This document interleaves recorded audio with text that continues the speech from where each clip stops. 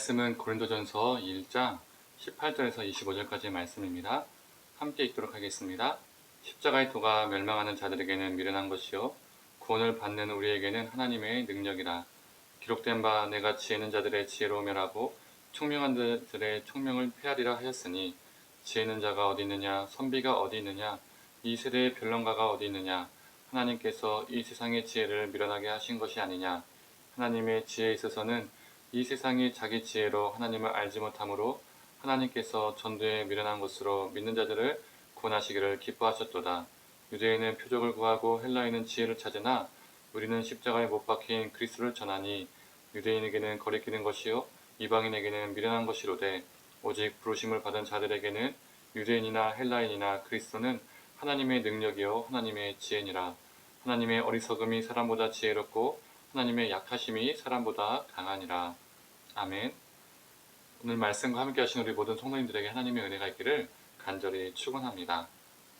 오늘 본문 18절을 보면 이렇게 말하고 있습니다.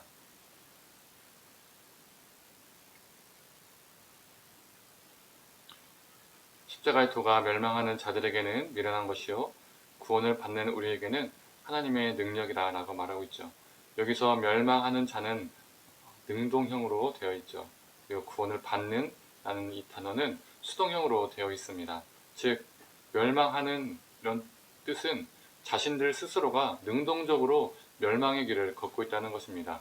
누구의 강요나 누구의 이끌림이 아니라 본인들이 그렇게 선택을 한 것이고, 그 선택의 결과도 자신들의 몫이라는 것이죠. 그런데 이 능동적으로 멸망하기를 선택한 사람들에게는 십자가의 도가 미련한 것으로 보입니다. 왜 그럴까요? 멸망을 선택한 사람들은 내가 누군가를 짓누르더라도 내가 높아지고자 하는 것, 내가 더 많은 것들을 힘을 가지고자 하는 것이 당연하기 때문입니다. 그게 그런 사람들의 삶의 진리이기 때문이죠. 그러한 가치관을 가진 사람에게는 하나님의 아들이라는 존재가 인간이 되었다? 미련한 것입니다. 심지어 죽기까지 하고 낮아지고 십자가에 죽었다? 정말 요즘 말로 하면 바보 멍충이인 것이죠. 반대로 구원을 받는 자에게는 십자가의 도는 하나님의 능력이 된다라고 바울은 말하고 있습니다. 조금 전에도 언급했지만 구원을 받는다는 것은 수동형으로 표현되어 있습니다. 구원이라는 것은 우리 스스로 쟁취하고 이룰 수 있는 것이 아님을 말하고 있죠. 말 그대로 받는 것입니다. 우리에게는 공로가 없습니다. 우리 스스로 얻고 쟁취할 수 있는 것이 아니기 때문에 자신의 높음을, 의의를 드러낼 수 없습니다. 자신의 잘남을 드러낼 수 없습니다. 또한 십자가의 도가 하나님의 능력이 되는 것은 우리에게 다른 무엇이 아니라 인간 스스로 얻을 수 없는 구원을 베풀기 때문입니다. 신의 아들이 인간이 되고 채찍에 맞고 수모를 겪고 끝내는 십자가에 달린 것이 세상의 눈으로는 미련해 보이지만, 그 십자가에서 생명을, 구원을 베푸셨기 때문에 그 십자가의 도는 믿는 자들에게 하나님의 능력이 됩니다. 그런데 문제는 고린도 성도들이 예수 그리스도를 믿는다고 하지만, 구원을 받았다고 하지만 스스로 자부하나 실제 삶은 멸망하는 사람들과 같았던 것입니다. 예수를 믿는다고 하나 스스로 멸망을 선택한 사람들의 삶과 비교할 때 다를 바가 없었던 것이죠. 자신들의 머리를 굴려서, 즉 자기들의 지혜를 짜서 그 지혜로 당파를 나누고 누군가를 짓누르고 또 자신들을 높이려 하고, 이것은 십자가에서 보여주신 예수님의 삶과는 전혀 달랐었습니다. 그래서 바울은 고린도 성도들에게 정신을 차리라고 오늘 본문은 말하고 있는 겁니다. 22절은 유대인은 표적을 구하고 헬라인은 지혜를 찾는다고 말하고 있습니다. 유대인들은 표적, 즉 눈에 보이는 사건을 중요시했었습니다. 그래서 마태복음도 보면 두 번이나 예수님께 표적을 구하는 장면이 나옵니다. 표적을 구하는 이유는 간단하게 설명하면 바로 이것입니다. 메시야입니다. 메시아가 행하는 것을 보고 그가 진짜 메시아인지 아닌지, 예수가 행하는 표적을 보고 아니면 또 다른 누군가가 행하는 그 무엇인가를 보고 그 사람이 참 메시아인지 아닌지를 판단하겠다는 겁니다. 내가 따라갈 존재인지 믿어야 할 존재인지 가늠하겠다는 것이죠. 그런데 예수가 십자가에 달렸다는 것은 그들이 원하는 표적이 아니었습니다. 그들이 원하는 기대, 원함, 바람이 아니었다는 거죠. 십자가의 달림은 그저 나무에 달렸다는 건 예수님이 하나님께 저주받은 자밖에 되지 않는다는 것입니다. 표적을 구하는 유대인들에게는 십자가의 사건은 말 그대로 실망의 사건이었고 실패의 사건이었습니다. 또한 헬라인은 그리스인을 말하죠. 로마는 그리스의 신, 문화, 문명을 상당히 그대로 흡수했었습니다. 즉 로마가 다스리는 지역은 헬라 문명이 있었던 곳이라고 생각하면 됩니다. 헬라 그리스의 대표적인 것 하나가 철학이죠. 그리스 철학, 헬라 철학.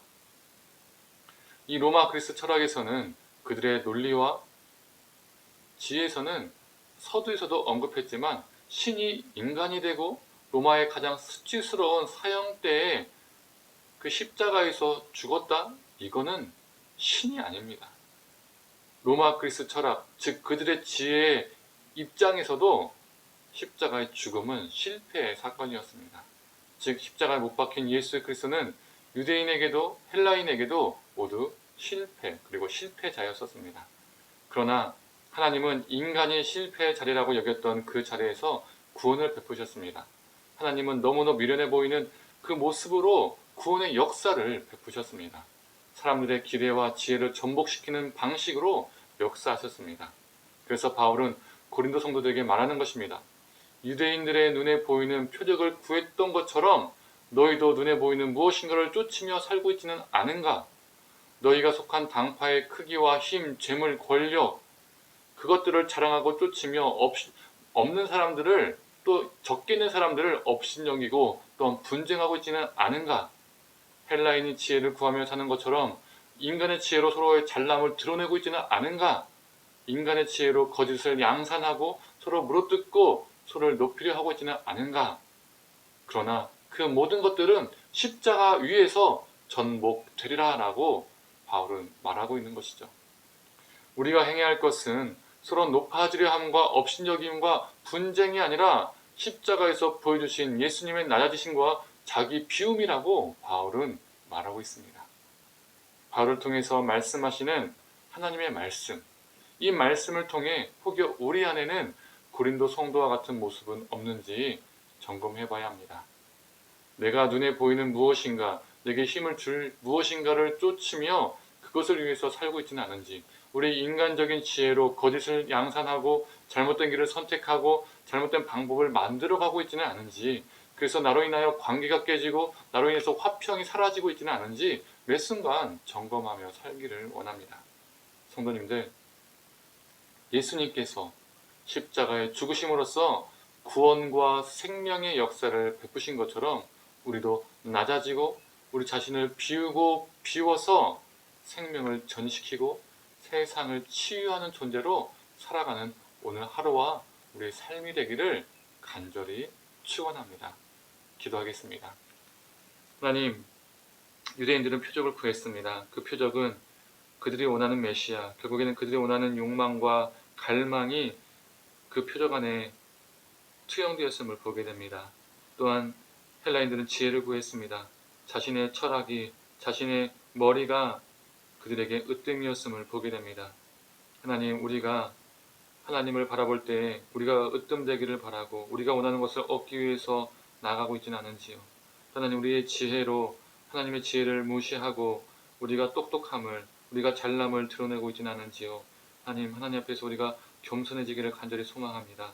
다른 무엇이 아니라 십자가의 도를 우리가 기억하며 그 십자가에서 보여주신 그 구원의 역사를 우리의 마음에 새기고 오늘 하루도 그 예수님께서 걸어가신 그 길을 우리가 따라 살아갈 수 있도록 주님 붙들어 주시옵소서.